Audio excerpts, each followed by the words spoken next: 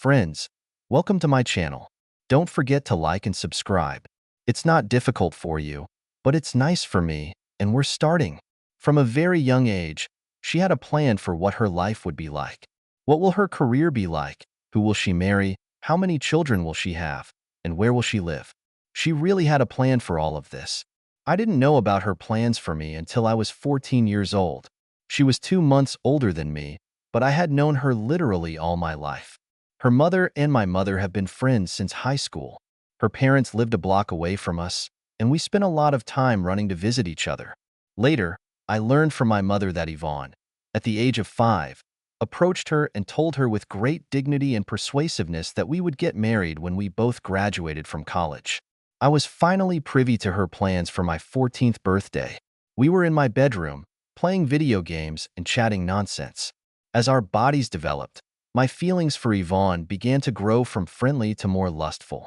But I didn't dare to act any bolder towards her, for 2 reasons. Firstly, because I didn't want to spoil our friendship, and secondly, because I saw what she did to our classmate Jeff when he tried to touch her breasts. I'm not going to go into details, but Jeff spent the rest of the day walking around like John Wayne shitting his pants. Yvonne, if necessary, could be quite convincing. At some point, we got to the stage where our parents started to worry about us locking ourselves alone in my room or hers. And then this anxiety suddenly stopped when I was about 13 years old. Much later, I found out that Yvonne had decisively put an end to this suspicion. She gathered our mothers together and chatted with them. It looked something like this. "Why is it a problem for you that Phil and I are alone in his or my bedroom?" She asked bluntly. "Well, honey," her mother said, "as you get older, your bodies change. Do you think we can have love?" Yvonne interrupted her. This confused the adults somewhat. Well, we just don't want what might happen to happen." They mumbled like that for almost a minute. Finally, Yvonne couldn't stand it anymore. "Everything is written here." She handed the meeting her diary, with plans for 10 years. Knowing her penchant for planning, I bought 10 diaries as a gift for her 13th birthday. She spent many days filling them at every opportunity. One day I managed to catch a glimpse of these pages. She made mysterious, completely incomprehensible notes and used symbols that meant nothing to me. The puzzled mother took the diary and looked at her daughter. "Well, what should I look at?" "What is it?" she asked. Yvonne took the diary, flipped through the pages, and then returned it, pointing to a specific entry. "Phil's 18th birthday," Yvonne's mom read. "So what?" "Keep looking," Yvonne commanded. The mothers looked at the page. They saw the date. They saw that she wrote Phil, 18 years old. At the bottom was attributed something that looked like a mathematical formula, v squared with a line passing through it. Now they both looked at her even more puzzled. "And what does that mean?" my mother asked. Yvonne sighed heavily at her incomprehensibility. "This means that on Phil's 18th birthday, he and I will lose our virginity. Together. I have no idea why, but it calmed our moms down. And since then, none of the parents had any questions or suspicions if we were alone." So, back to my 14th birthday. As I said, we were in my bedroom playing the racing game that Yvonne gave me for my birthday. While I was playing out my move, she was idly flipping through her unchanging and ubiquitous diary. "Who do you prefer, Suzanne or Susan?" "What is it?" she asked. "I don't like Susanna. She's a spoiled brat. And I don't know anyone named Susan," I said, puzzled. "No, not girls, I meant names," she replied. "Why do I have to choose between names?" I asked. "This is for our first child. If it's a girl, if it's a boy, I'm leaning more towards James. Although I like Robert too. I crashed my racing car. Is that such a clever way to confuse me?" I was offended. She looked up at me from her book, lifting her brow. "I'm not trying to knock you down. This is a normal question about our future." I stared at her with my mouth agape. "Do you want to choose a name for our first child right now?" I asked incredulously. Well, well, yes," she admitted, shrugging her shoulders in surprise. "What's so special about it?" I continued to stare at her in silence, not finding the words. She looked at me with her head tilted to the side and smiled. "I've known this since I was 5 years old. I already knew then that you and I would get married. Why are you surprised that we're going to have children?" Sorry." Do I have any say in these grandiose projects of yours? I asked rather irritably.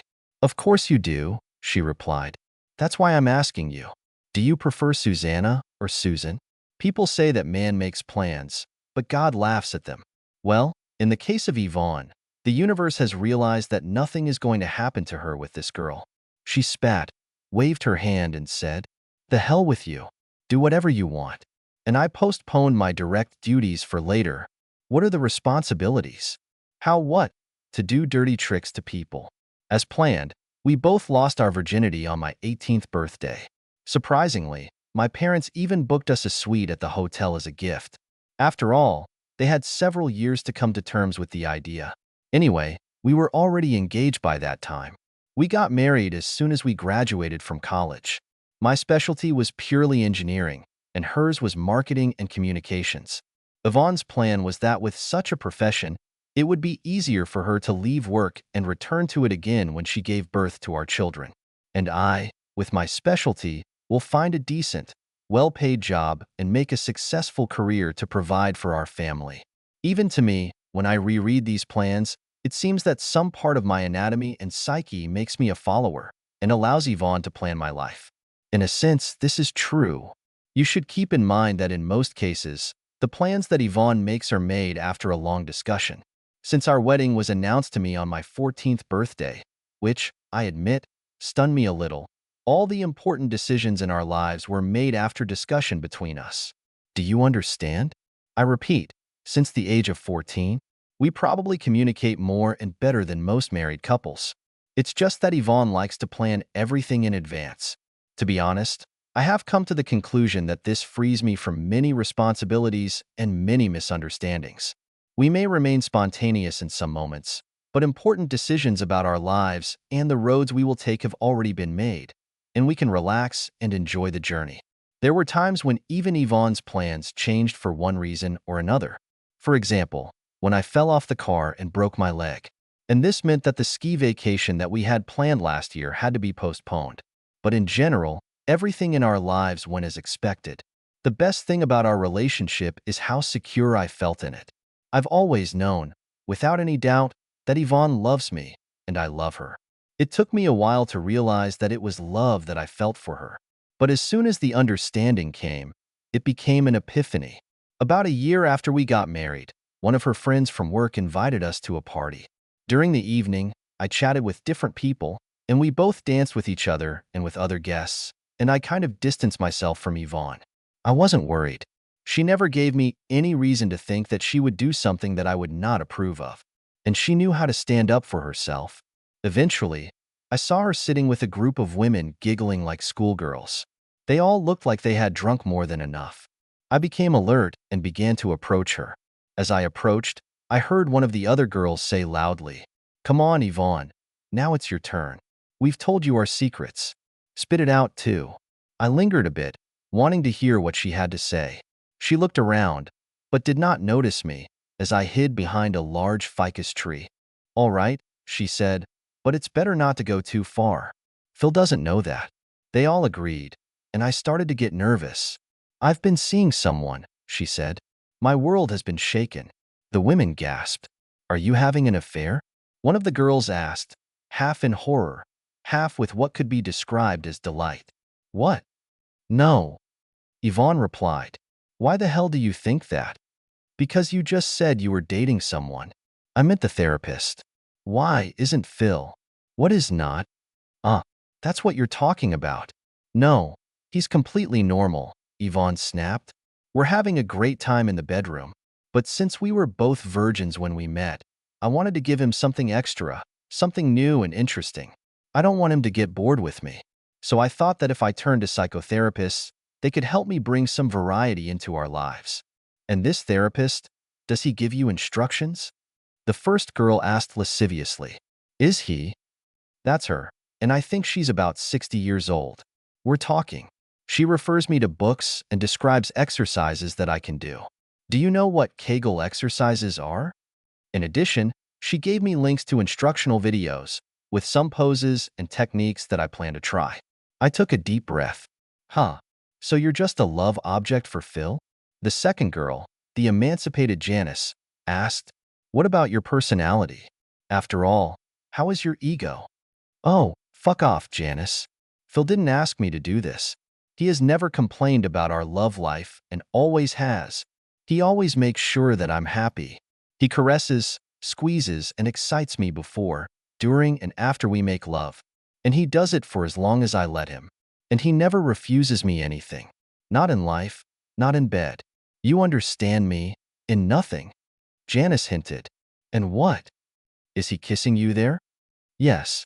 He kisses me there. And does a lot more there." God, Yvonne. What the hell do you need psychologists for? "I decided to do it for us. So that we don't lose interest in each other. Although Phil's interest in me in the bedroom is only gaining momentum over time. But we must also think about the future. Anyway, you asked," I answered. "Now it's someone else's turn. Does he crush you for as long as you want? And when do you want it?" Janice asked. "Yes.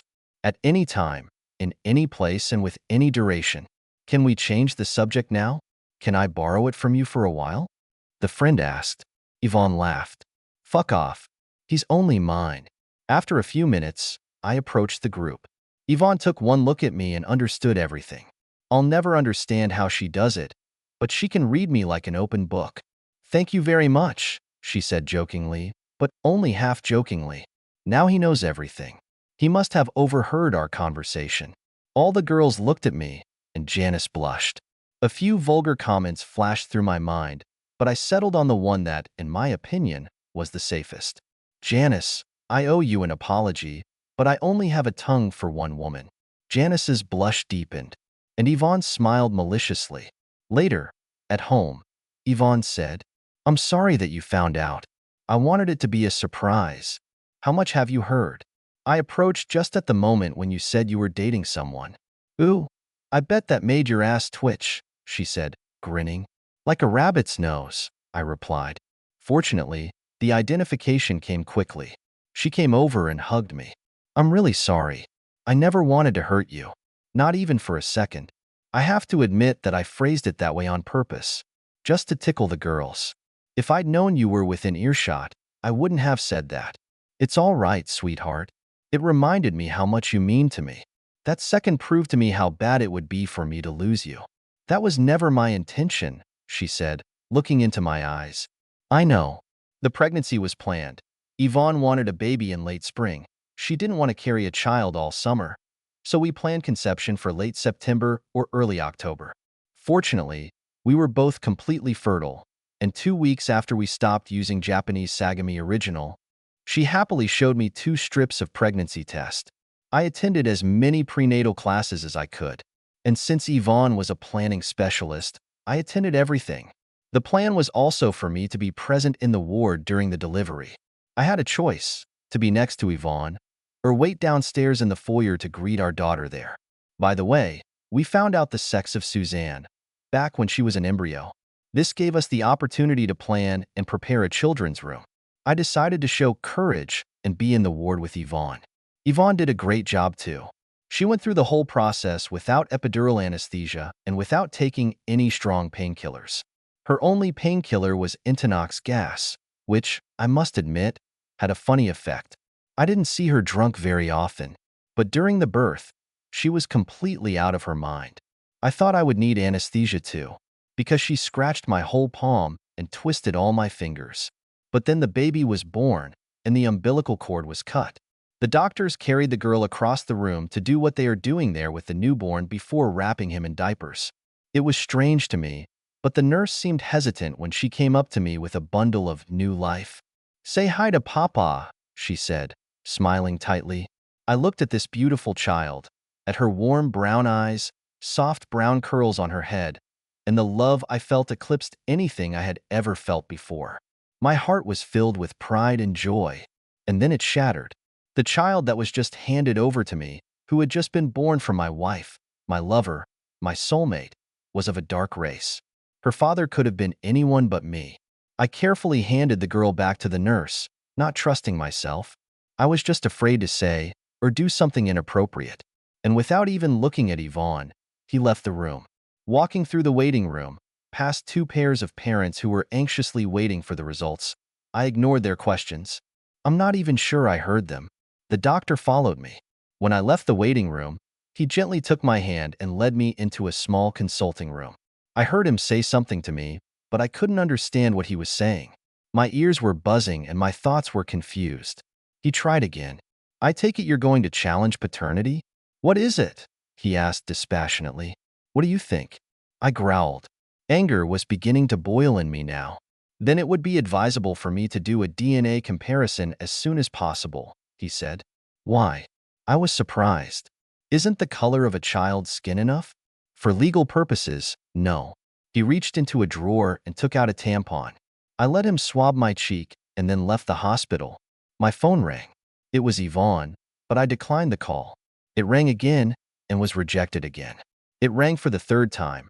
I changed the settings to send all calls to voicemail. I didn't want to turn it off completely. I had to make some plans of my own. When I got home, I packed a suitcase that would last for about a week and took my laptop. I had no idea where I was going, but I knew I couldn't stay here. I was just loading everything into my Ford when her father's car pulled up. Phil, he shouted. Wait a minute. I ignored him, got into my car, and drove away. I think he tried to follow me, but I drive much faster than him and soon lost him in traffic.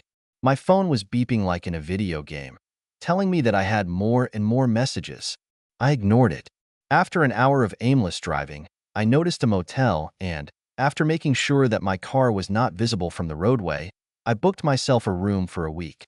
I didn't have to call work. I was already on parental leave and wasn't due back for a week, so it wasn't a problem. I would like to say that I have started making plans. That I transferred the money, emptied my savings account, cashed out my 401k, but I didn't do any of that. I just fell on the bed in the room and cried. This level of emotion crushed me like a truck. After crying, I sat staring numbly at the wall. I was completely stunned. They say that the husband will be the last to know about it. Why did she cheat on me? When did this happen? How and with whom? Considering that the entire pregnancy was carefully planned, I couldn't believe it was an accident. She must have planned all this in advance. To give me another man's child. For what purpose? Did she hate me so much that she wanted to destroy me? Or did she think that I would just have to accept someone else's child as if it were my own? Did she want me to raise another man's child like a good little cuckold? Well, if that was her plan, then she didn't know me at all. No matter how beautiful the child was, if he wasn't mine, I didn't want to have anything to do with him or her. That thought sent another flash of pain through me. When the nurse handed me this little package, and I met those beautiful brown eyes, I was confused. The image of this little girl is firmly imprinted in my mind. And now I have lost not only the woman I trusted and loved all my life, but also the child I knew only for a moment, but also loved with excruciating pain. My phone beeped again. I got a message. Dad, I miss you. Please come back. There was a photo, and I was looking into those beautiful brown eyes again. I threw my phone at the wall and missed. I couldn't even do that, right? The pipe crashed into the soft headboard of the bed with a thud and fell onto the bed. The face of this beautiful child continued to stare at me. I turned off the damn phone and curled up in the chair. The night was spent in hell. I had nightmares. I saw the little girl, whom we were going to name Suzanne, hold out her hand to me and say, "Daddy, Dad." I reached for her, but I was pushed aside by a huge black man. He picked her up and then turned to tell me, "This is my daughter, not yours." Then he looked at the woman standing to the side. I looked there too and recognized Yvonne. "And this is my woman," he said, laughing. When I woke up in a cold sweat, I lay for a long time looking at the shabby ceiling of my room. I had to do something before I killed myself. I went to the pharmacy and bought a box of Benadryl. That's what I needed right now. I needed oblivion. Back in my room, I took 4 pills, washed them down with water from the sink, and collapsed on the bed. It was 10 o'clock the next morning when I surfaced again. I slept for 12 whole hours, and although I had a little headache from yesterday's thoughts, I felt better. After taking a shower and changing clothes, I decided that I had been feeling sorry for myself for too long, and now I need to start thinking. My old life is over, and I need to move on, make plans for my new life. The first step was that I needed to file for divorce. It never even occurred to me that I could stay with Yvonne and raise Suzanne as my own child. And this is no matter how much the little girl has sunk into my heart.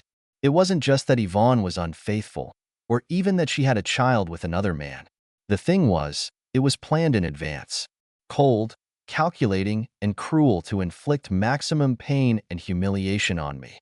There's no way I could stay with someone who did this to me. How could she claim to love me? I picked up my phone and saw even more messages and calls that I had missed. Fearing another ambush with photos, I deleted all SMS and voice messages received from the numbers of Yvonne and her parents. I listened to the first voice message from my mother and was even more disappointed to hear her asking me to talk to my wife. She said Yvonne could explain everything. I didn't hear the message to the end. My sense of betrayal intensified, and I deleted the rest of the messages. Then I methodically blocked all their numbers. I found a local family lawyer, a woman named Sybil Cross, who had an office 4 blocks from the motel where I was staying. She had free time right after lunch, so I decided to walk. My stomach couldn't resist the hunger pangs anymore, but it had to settle for a sandwich I bought at the deli on the way. I went to the reception desk and told the receptionist that I had an appointment. I was immediately shown into the office. "Good afternoon," Cross said. "Did I understand the message correctly? Do you want to get a divorce?" She said, smiling sadly. I nodded, carefully, trying not to lose my temper once again. I explained the situation. I showed her pictures of Yvonne and then Suzanne. "What a shame," Sybil said. And then she added, "She's so cute." For some unknown reason, it made me feel proud. But then, the memory of the big black man from my dream popped into my head, and that fleeting rush turned into a searing pain. I have to tell you that we live in a state of no fault, and you can't file an application based on adultery. Did you sign the birth certificate? What is it? She asked. I shook my head negatively. And even in this case, the court will require proof. And first of all, the results of a DNA test that will prove that she is not your daughter. Did the doctors take a sample from you for analysis? I nodded. We talked about finances. Since all the information from my bank was available on my phone, I was able to give Sybil all the necessary details, and she explained to me what I needed to do. We did it right away, except for cashing out my 401k. I also needed to contact my HR department as soon as possible and change things like beneficiaries for insurance, etc. Even without alimony, your wife will still receive 50% of your estate, and since she is currently unable to work, there is a high probability that you will be on the hook for alimony for at least a couple of years, Cross explained to me. I don't care, I replied.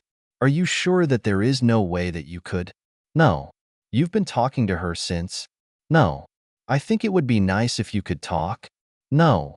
Sybil looked at me sympathetically. I know you're going through hell right now, Sybil sympathized with me, dropping the officiousness. Trust me, I was in your place. And I promise you that you will get out of this situation and survive. Yes, with loss, sorrow, and anguish. But after all that has happened, you will become wiser and calmer. When is the nearest time at which you can submit documents? I asked. I can do it this afternoon, and since I have a processing server in the state, I can get a response from the registry of the court tomorrow.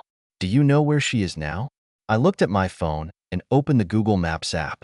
I saw that Yvonne was at home, and then it dawned on me. I could see where she was, which meant she could see where I was. She knew where I was, and obviously she didn't care. I expected that she had already brought her lover to our house, perhaps even to our bed. She's at her home address, I said, turning off the phone. Heck, I needed to change my place to live. After leaving the law office, I went to the motel and saw my father knocking on the door of my room. I walked around the back of the building, went to the place where I left my car, and just drove away. I left my suitcase in the room, but there was nothing in it that I couldn't replace. Fortunately, I put my laptop in the trunk of my car. Motel rooms are notoriously unsafe. I bought a prepaid cell phone and called my lawyer, leaving a message to give her my new number. I took out the battery from my phone so I wouldn't get caught again. I bought some basic necessities, toiletries, underwear, some t-shirts, and a pair of jeans. Then I found another motel and settled in for the night. The next day, my lawyer called me. Your wife was served this morning, she said. She asked to talk to you. No, I really think it's in your best interests. Which part of the no is not clear? I shouted into the phone. There was silence. Listen to me carefully. I saw it. I hung up the phone. She called back, but I ignored the call. I went back to my motel and booted up my computer. There were dozens of emails from Yvonne, from my parents, from her parents, each with delivery and red notifications. I deleted them all. After a little thought, I sent Yvonne an email. Yvonne, I need to get the rest of my stuff from home. Please just let me pick up my things and I'll get out of your way so that you and your new family can continue with your plans. It would be too painful for me to talk to you, so I beg you to just give me an hour. 1 hour. Go to your parents or something to let me pack my things and leave with what little dignity I have left. If you're able to do this little thing for me, please let me know when I can come to your house. I always love you. Phil. In my mailbox, in the mail settings for Yvonne, there is an automatic ending, I always love you. Phil. I reflexively closed my email on this and sent it. A little later, I realized the absurdity of such an ending, but I did not go back and change something, realizing that I could not bear it. I still really loved her. The answer came almost instantly.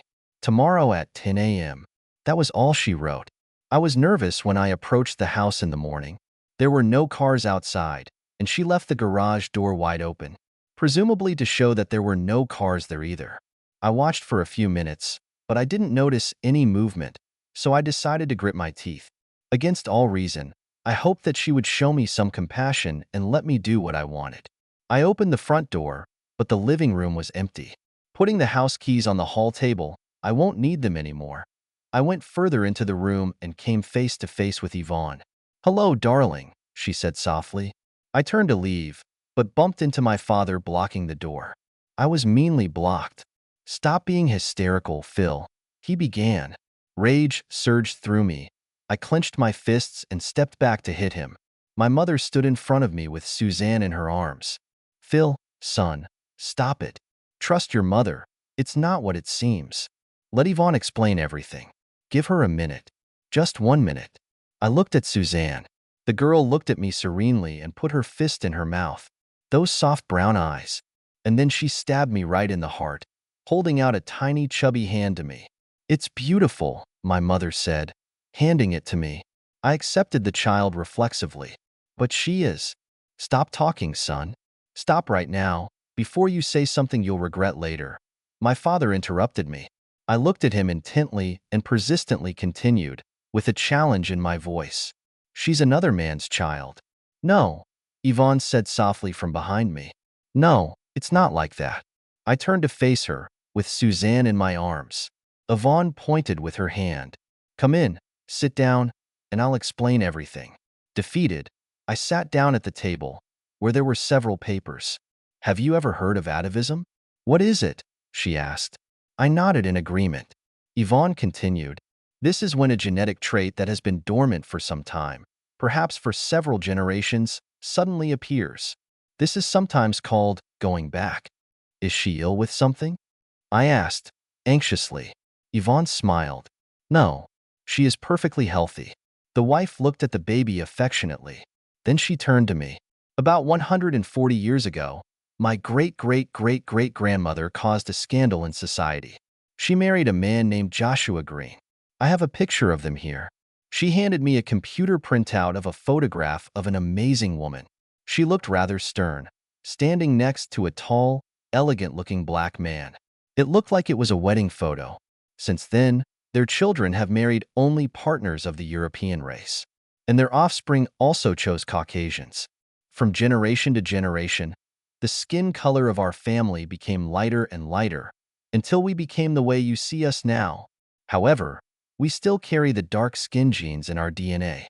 It is rare, but sometimes it happens that the gene manifests itself in a child, and regardless of the skin color of the parents, the child is born either looking like a mulatto or even more like a representative of the Zulu tribe.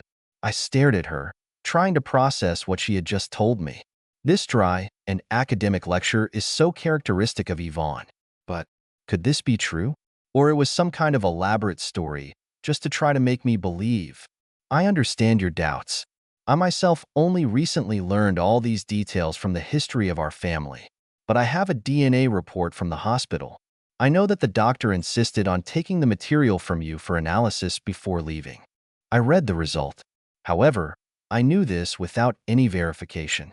I understand that this is much more difficult for you. I can only imagine what you've been through in the last few days. But before you open the envelope, she said, or we open the envelope together, I want you to look at Suzanne.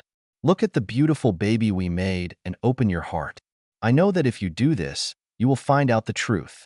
I tore my gaze away from Yvonne and looked at the girl. And again I was enchanted by those eyes, those beautiful big brown eyes, and my heart was filled with love for this beautiful little lady. Oh, my God, I whispered.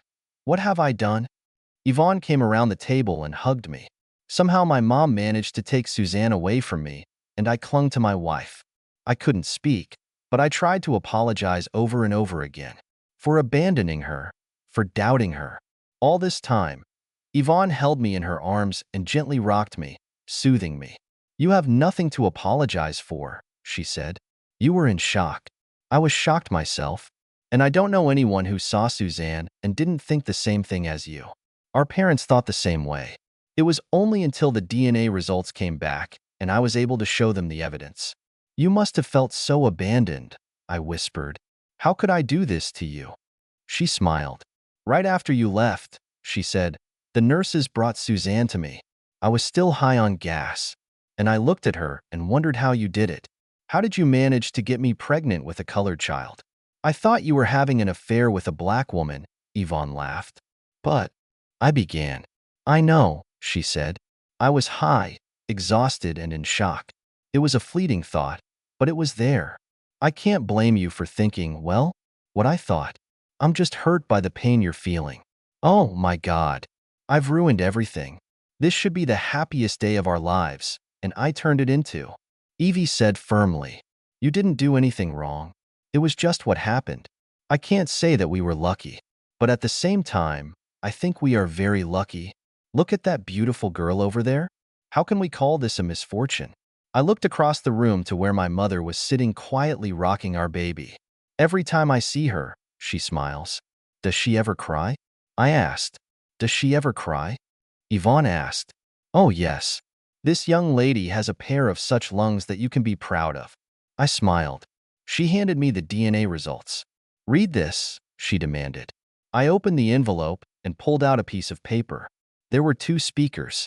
The left column had Suzanne's results, and the right column had mine.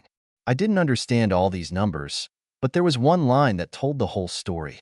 The probability of paternity is 99.9998%. Sybil's lawyer kicked my ass for hanging up and then not answering her call.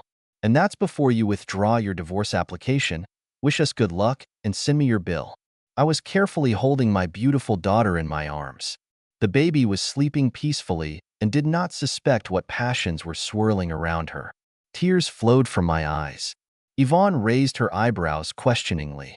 Eve, I almost lost this treasure, I whispered. I love her so much. Yvonne hugged me softly, and I kissed her gently on the lips. And then he kissed Susanna gently on the forehead. She sighed peacefully and continued to do her main thing, to sleep and grow.